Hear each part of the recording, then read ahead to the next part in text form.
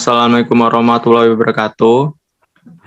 Perkenalkan kami dari kelompok 3 dan saya sendiri selaku moderator Bensa Adam Permana dan saya ditemani oleh teman saya Siti Mutianingsi. Adapun kami di sini ingin mempresentasikan hasil kerja kelompok kami yang berjudul demokrasi.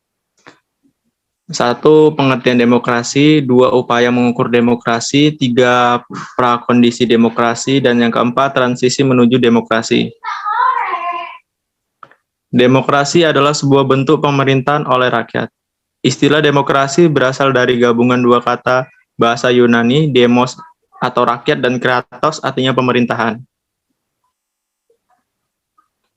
1. Pengertian demokrasi. Pengertian sempit demokrasi dirumuskan oleh Joseph Schumpeter. Baginya demokrasi secara sederhana merupakan sebuah metode politik, sebuah mekanisme untuk memilih pemimpin politik. Dalam kalimat Schumpeter, metode demokrasi adalah penataan kelembagaan untuk sampai pada keputusan politik di mana individu meraih kekuasaan untuk mengambil keputusan melalui perjuangan kompetitif untuk meraih suara. Pengertian demokrasi yang sangat komprehensif yang diusulkan oleh David Hill yang menggabungkan pemahaman pandangan liberal dan tradisi Marxis untuk sampai pada arti demokrasi yang mendukung suatu prinsip dasar otonomi. Orang seharusnya bebas dan setara dalam menentukan kondisi kehidupannya, yaitu mereka harus memperoleh hak yang sama dan karena itu kewajiban yang sama. Dalam suatu kerangka pikir yang menghasilkan dan membatasi peluang yang tersedia untuk mereka, asalkan menyebarkan kerangka pikir ini untuk meniadakan hak-hak yang lain. Pembuatan prinsip tersebut disebut sebagai otonomi demokrasi atau democratic autonomy. Di antara pengertian sempit demokrasi yang diusulkan oleh Schumpeter dan pemahaman sangat komprehensif sebagaimana dilontarkan oleh Heath, terjadi perdebatan mengenai apakah demokrasi dan bagaimanakah seharusnya demokrasi itu. Cara pandang mengenai demokrasi ini membantu kita dalam memahami bahwa demokrasi merupakan sebuah entitas yang dinamis, yang diberikan definisi berbeda-beda. 2. Upaya mengukur demokrasi. Upaya paling mutakhir dalam mengukur demokrasi di banyak negara adalah menggunakan konsep demokrasi ala Dahl sebagai pijakan awal dilakukan oleh Ratu Van Hanen. Sayangnya studi yang ia lakukan mencakup tahun 1980 sampai 1988, tidak menyediakan data tentang transisi menuju demokrasi. Karena itu upaya demokrasi yaitu Freedom House Index. Dan untuk selanjutnya akan ditambung oleh teman saya Siti Mutianingsi. Indeks tersebut menggunakan satu dimensi untuk kompetisi partisipasi atau disebut dengan hak-hak politik, dan satu dimensi untuk kebebasan sipil. Indeks Freedom House dapat berfungsi sebagai ukuran kasar demokrasi politik. Survei tersebut hanya perkiraan kasar mengenai kemungkinan status dan keberadaan demokrasi di suatu negara. Survei-survei tersebut tidak mampu mengungkapkan ciri-ciri sistem politiknya. Contoh, keistimewaan yang mendorong seseorang intelektual untuk menggolongkan Jepang sebagai negara otoriter yang lunak tidak didasarkan pada indeks-indeks yang ada. Yang ketiga, prakondisi demokrasi. Demokratisasi berkembang dengan sejumlah persyaratan penting. Sorensen mengatakan bahwa ada 4 prakondisi bagi perkembangan demokrasi, yaitu pertama, modernisasi dan kesejahteraan akan menjadi iklim kondusif bagi perkembangan demokrasi. Lipset dan Dahl menyebutkan bahwa semakin sejahtera sebuah negara, maka potensi perkembangan demokrasi akan semakin membaik. Yang kedua, faktor budaya politik yang menyangkut sistem nilai dan keyakinan yang menjelaskan konteks, makna, dan tindakan.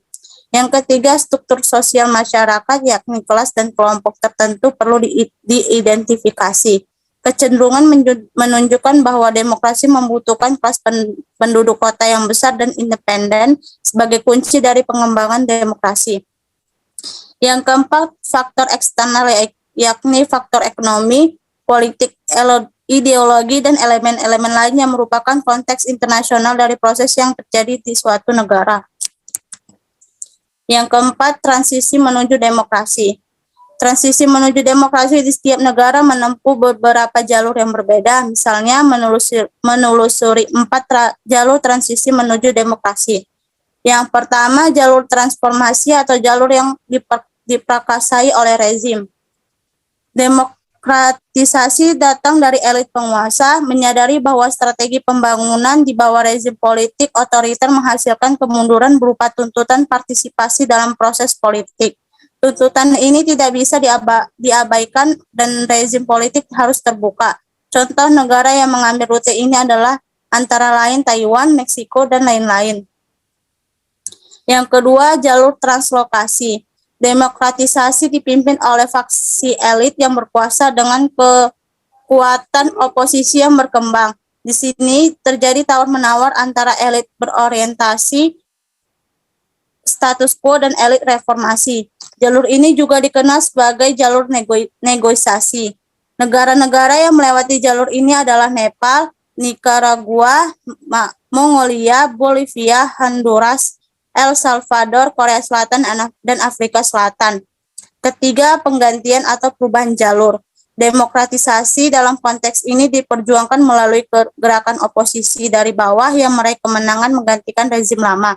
Negara yang membuat rute ini seperti Filipina, Jerman, Timur, dan Argentina. Yang keempat, cara intervensi. Demokratisasi dicapai melalui paksaan eksternal atau penduduk asing, seperti yang terjadi di negara-negara Grenada dan Panama. Kesimpulannya, demokrasi berarti pemerintahan oleh rakyat. Definisi yang lebih tepat sulit dirumuskan karena demokrasi merupakan sebuah entitas dinamis yang memiliki berbagai macam pengertian. Ketika mengkaji status demokrasi di suatu negara, langkah pertama yang harus diambil adalah melihat 3 elemen, yaitu kompetisi, partisipasi, serta kebebasan sipil dan politik. Dalam konteks ini perlu diperhatikan salah satu indeks demokrasi, misalnya indeks Freedom House, mengkaji suatu negara dengan cermat karena sistem demokrasi sangat bervariasi dalam hal pola kelembagaan dan dalam dimensi lainnya. Baik, kurang lebih seperti ini saja yang bisa kami sampaikan melalui materi kami tersebut, dan apabila materi tersebut kurang jelas, kami mohon maaf dan terima kasih.